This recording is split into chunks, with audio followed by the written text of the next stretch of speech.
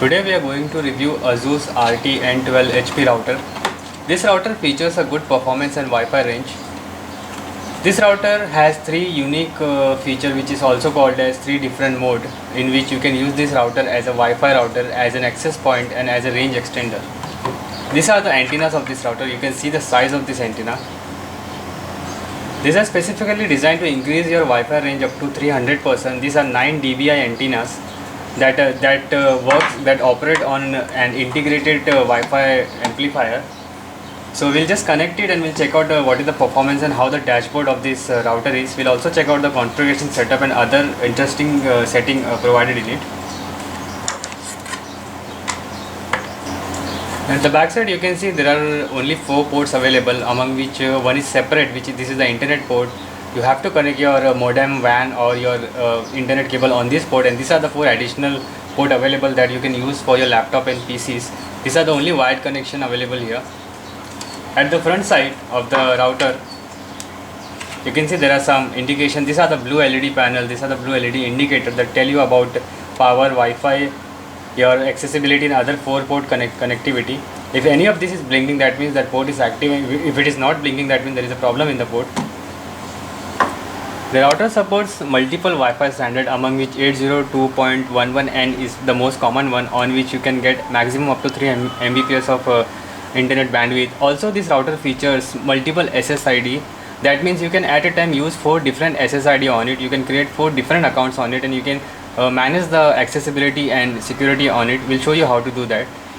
The dashboard also features a easy switch mode, in which it allows you to change from access point to range extender. So this is not just a router, this is also an access point and a kind of a Wi-Fi extender. The operating frequency of this router is 2.4 GHz. The maximum bandwidth is offered is 800 Mbps.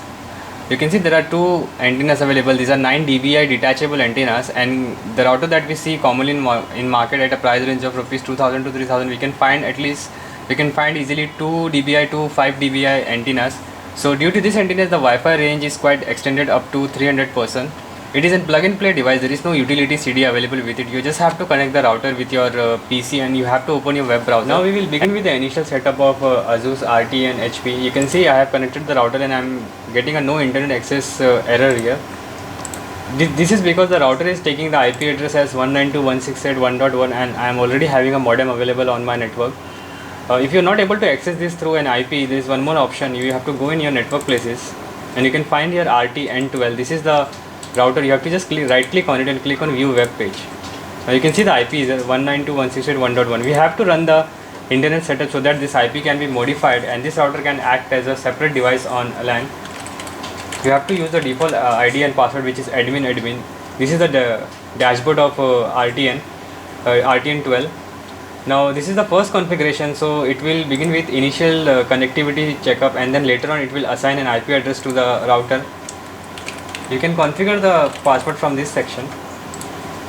Just click on next. There are 3 to 4 steps available here in configuring the router. Now you can see here some set of options available that many router offer you. For example, you want to keep the settings on automatic IP. This is recommended when you are on a LAN network and there is a modem connected already. Otherwise you can go with the PPOE, which is for wide area network. You can go for an static IP, PPTP and LPT also. But by default it is recommended that you leave automatic IP as the default checked option.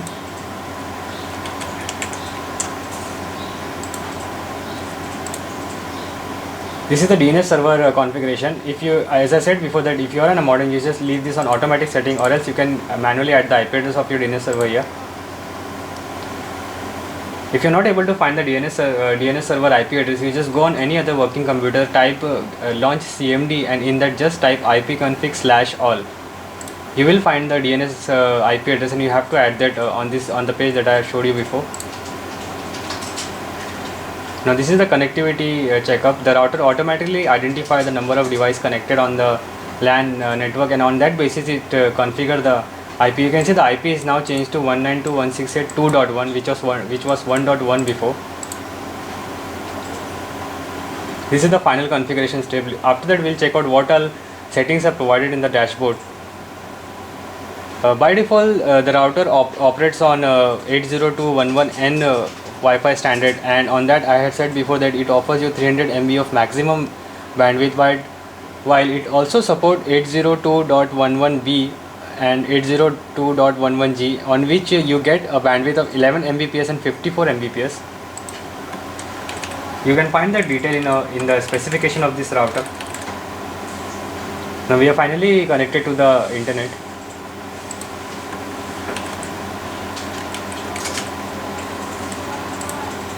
Now once the setup is over, you will get this page. This is the configuration summary on which you can find out the information about the existing connectivity, for example about the Wi-Fi, whether it is protected or not protected, the IP address of the default IP address of the WAN network, and the LAN IP, as well as the MAC address. We'll move ahead and we'll check out the setting configuration here. This is the dashboard of Asus RT-N12HP. Now at the top you can see three different sections here. One is quick internet setup. This section allows you to reconfigure your internet setting once again, while the general section offer you 4 more categories. Here they are network map, guest network, traffic and parental control. We'll check them one by one.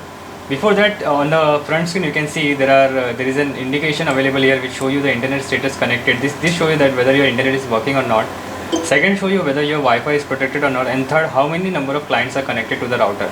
While on the right side you can simply configure the wireless name SSID that I had told you before. You can use 4 different SSID here, and on the top side you can see there is an internet status icon, and then next to that is guest network. Guest network allows you to create a temporary public Wi-Fi hotspot on which other user can access your internet without providing any password. So this is for those whom you want to give your internet accesses for free. Now this section is called as the network map section. We'll check out the guest network here. You can see here there are 4 options available here, and the Wi-Fi frequency, which is 2.4 GHz. Guest network allows you to create a temporary public Wi-Fi hotspot on which number of different users can connect for limited period. There are different settings available in this. We'll check out that settings. You can see here the network name, which is the name of Wi-Fi, the guest Wi-Fi network, the authentication method, which is open system, that means it does not need any password, the network key, which is also none, and time remaining is limitless. You have to customize this setting because it happens sometimes that your network can be used for wrong purposes, so it is necessary that you keep an encryption on it, or if you trust your user you can keep it none. And also you can configure the access time here. After that time the network will be automatically disabled. This is a quite nice feature available in this, and it is also very easy to use. At a time you can create 3 different guest network depending on the settings depending on the different setting. For example, you can keep password in some, and you can keep open access to other networks. The traffic manager section gives you information about your current traffic, and also from here you can configure the quality of service here. On the basis of that you can simply create a network of your own choice. You can see there is a second tab here, traffic monitor. Here you can see some different drop down menu. In the drop down menu some different sections, for example real time, last 24 hours and daily. Traffic monitor give you real time information about your current internet activity. If I click on wireless, you can see there is no current activity because this is just a new setup, but you can see a small chart here that shows you that incoming and outgoing packets. It is a very nice option available here that tell you about the existing activities, and you can keep a track if there is any threat on the Wi-Fi network. The 4th section, parental control, allow you to block and unblock website, which is commonly available in many routers. You can simply configure the client name, that means name of a PC on the network with MAC address, and configure parental control here. Now we'll go in the advanced settings section. We'll check out what all features available here. So first we'll check out wireless. Under wireless you can find a set of different tabs on the top side. For example, general, WPS, wireless MAC filter, radius, professional. It is recommended that you go with minimum settings only, minimum configuration only, because if you go with any advanced changes you have to reset your router once again. Now here you can see the SSID. I have named it as Asus. Then the wireless mode is set to auto, where you can if you want you can keep only the N only connectivity, which is 802.11.n, that offers you maximum data transfer speed. The control channel lies between 1 to 11. You can keep it on auto so that devices can automatically connect to the router. The channel bandwidth can be increased to 40 MHz maximum. And authentication method, these are the authentication method available. Open system means no password, so it is necessary that you should keep the highest secure password here so that your Wi-Fi is protected. These are the encryption standards. There is only one encryption standard available, which is AES, the shared key, and the network key rotational interval. Now, as I said before, that you can create 4 different SSID on it. Right now there is a single SSID which is Asus. Now this setting is created. You can simply create Asus 1. You can configure the settings on the top under LAN WAN, and you can simply apply it. So there are a number of different SSID created. I'll show you that in detail later on. First we'll check out other section. Under the LAN section, you can see the IP address and subnet marks. You can configure DHCP, root, and IPTV here. Under WAN, you can configure the internet connection. For example, you can see here enable WAN, enable NAT, and UPnP devices. These are plug and play devices. You can also check out the configuration.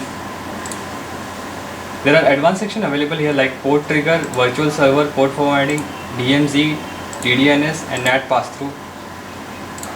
The next section is IPv6. From here you can configure the IPv6 if your network is not using IPv4. The VPN server section allows you to configure the VPN details here. Under firewall, you can secure your Wi-Fi network by enabling the firewall. By default it is enabled, but you can also enable DOS protection and number of different things. Yes. Under the firewall, you also find additional options like URL filter, keyword filter, network services filter, on which basis you can protect your network.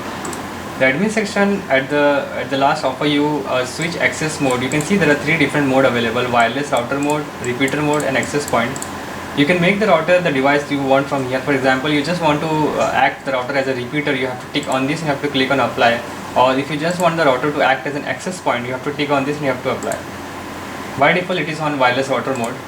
Second, you can modify system settings from here. You can upgrade the firmware from the third tab, and you can simply save or restore the settings through this section. The last is system log, that give you information about the details that the changes that have been done to the router. It is good for troubleshooting various network issues. There are separate log available for wireless, for port forwarding, and for routing table. Now this was the dashboard of Asus RT-N12. Now this router model is RT-N12HP, but when you go in the dashboard or when you go on the utility download page, you will find that it is RT-N12, which is an old model of Asus router, and this looks like it is an enhanced version of the same router. I was talking about 4 different SSID features that the router had. SSID is the network name, the Wi-Fi network name, which is available on the wireless. For example, you can see in this ultrabook there is a Wi-Fi section here where you can see Asus. This is the Wi-Fi network. Now this is the default one that I have created. Now I can create 3 more SSID. For example, I can just rename it as Asus 2, and I can apply the settings. Now there is a second network created here with the settings that I had applied. You can keep separate setting for each network. Now I will rescan the Wi-Fi network and will check out whether this is available or not. Here you can see a separate SSID available, Asus 2. Before, the first network that I have created was Asus 1. Now this is Asus 2. In the same way, I can create 3 and 4 also, and for each and every network I can create different settings. For example, for Asus 1 I can filter different type of website that will not be open on that network. On the same way, on Asus 2 I can simply block some different keywords. In the same way, you can use this router to create 4 different networks on your Wi-Fi, but there is an issue with this. Now you can see on the dashboard here. Here you can see the SSID. There is no drop down arrow, there is no any additional button available which can tell me what number of SSD I had created, what different networks are available, and I can easily switch among them. Whatever I have to do changes, I have to go on the network map section, and here you can see Asus 2. Here I just have to change the name to Asus 1 and have to click on apply. In this way, the different SSID are configured on the network and they are made active. And the second one that you have created, or the third one that you have created, will be disabled completely. Asus RT-N12HP is an ideal choice for long range Wi-Fi configuration. We are able to test this router at a range of 20 meter to 30 meter, where it works very nicely for video streaming and for video chatting. The bandwidth, the antennas are enough capable to give you a reliable signal through walls and other obstacles. It is recommended that you place the router at the central location so that it remains at a standard distance from all the devices in the area. The download and upload speed is quite good depending on the internet connection you are having. We are having an 8 Mbps internet bandwidth here, on which we are getting quite awesome output. We'll run a small speed test and we'll check out what it is giving us on Wi-Fi.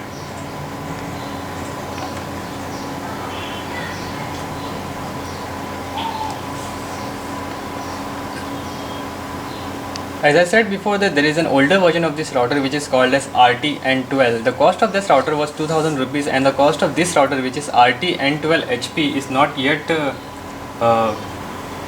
confirmed. We have checked on many websites, and we also check on the router's Asus official page, where we are not able to find out the actual price of this router. But still we can assume that this router lies between rupees 3000 to rupees 2000.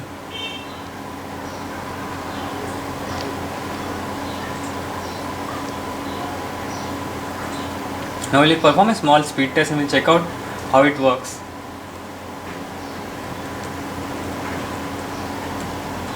While testing the router, we had found that it gives us decent speed between wireless data transfer also. But depending on the Wi-Fi standard and the Wi-Fi connectivity that you are having in your network, the speed fluctuates. Now on our LAN network, when we transfer a 1 GB or 4 GB file wirelessly over the Wi-Fi connectivity, we found that the transfer speed lies below 30 Mbps per second.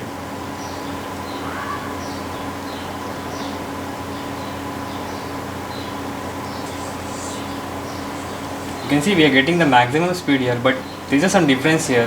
While on the desktop we get much higher than this, but still the router is capable of giving you a standard output. The positive point of Asus RT-N12HP is it has a 9 dBi antenna with integrated amplifier. It offers a long range coverage and 4 network SSID. While the negative aspect of this router is that it is not having any gigabit port. That is why it offers you a slow data transfer on Wi-Fi. It is best for small network only, and there is no 5 GHz operating frequency available. That's all for now. For more review, tutorial, news and updates on latest technology, visit techarena.in. Thank you. Have a nice day.